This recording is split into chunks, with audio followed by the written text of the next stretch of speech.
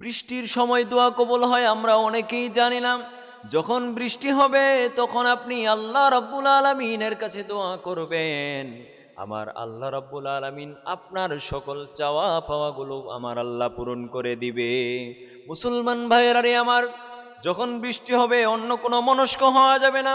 দোয়ার পূর্ব মুহূর্তে আপনি সূরাতুল ফাতিহা পড়বেন, দরুদ ইব্রাহিম পড়বেন।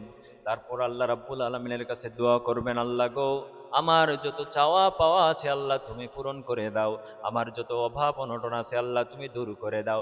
আমার যত বিপদ আপদ আছে আল্লাহ তুমি দূর করে দাও। রব্বুল আলামিন, আমার উপর তুমি খাস রহমত এবং বরকত বর্ষণ করো। আল্লাহ রব্বুল আলামিন, আমার কি চাওয়া আছে আমি নিজেও জানি না আল্লাহ। আমার জন্য যেটা কল্যাণকর তুমি সেটা দিয়ে দাও, আর আমার জন্য যেটা অকল্যাণকর আল্লাহ তুমি দূর করে দাও। আল্লাহ দূর করে দিবে এবং আপনার সকল দোয়াগুলোকে আল্লাহ তাআলা কবুল করে নেবে। সুবহানাল্লাহ।